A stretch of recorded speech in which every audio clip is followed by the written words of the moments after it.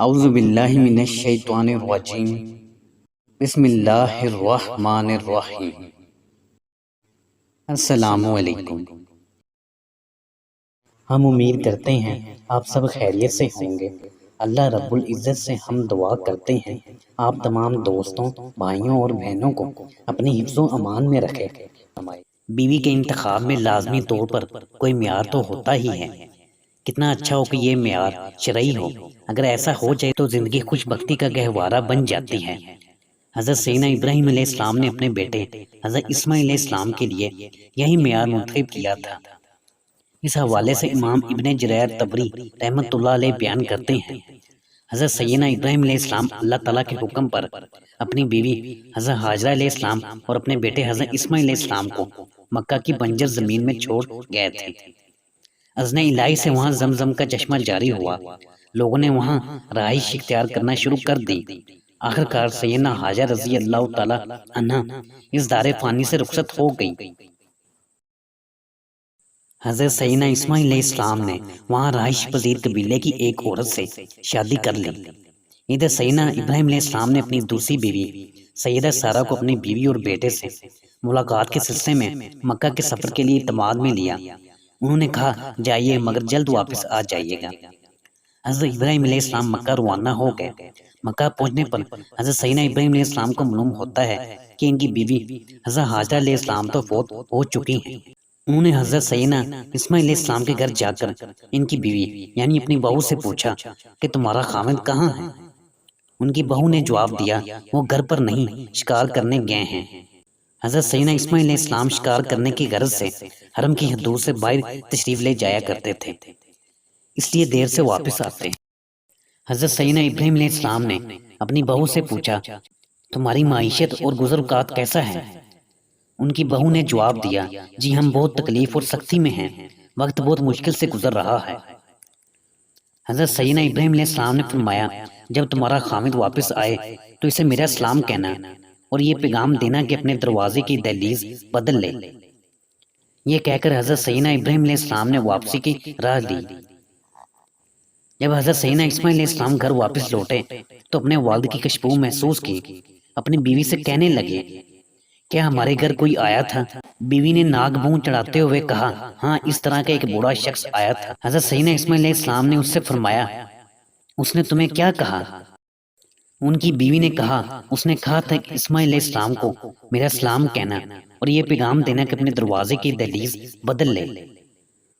سیدنا اسماعیل علیہ السلام نے فرمایا وہ میرے والد گرامی تھے، تم ہی میرے گھر کی دہلیز ہو، انہوں نے مجھے حکم دیا ہے کہ تمہیں طلاق دے دوں۔ سیدنا اسماعیل علیہ السلام نے اسے طلاق دے کر ایک اور عورت سے شادی کر لی۔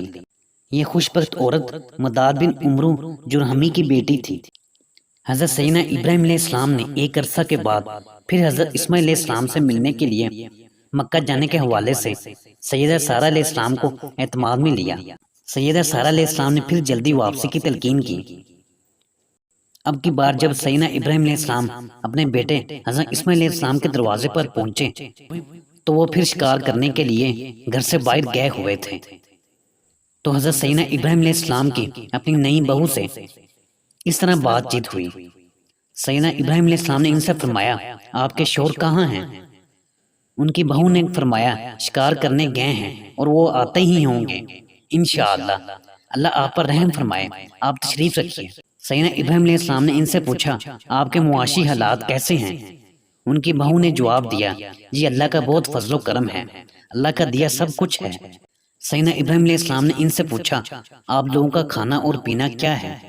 ان کی بہو نے جواب دیا جی محترم ہم گوشت کھاتے ہیں اور میٹھا صاف پانی پیتے ہیں۔ اور پھر ان کی بہو خاموشی سے جا کر دودھ اور گوشت لے آئی۔ سیدنا ابراہیم علیہ السلام نے برکت کی دعا دی۔ جب حضرت سیدنا ابراہیم علیہ السلام کھانے سے فارغ ہوئے تو ان کی بہو بولی آئیے میں آپ کا سر دھو دوں۔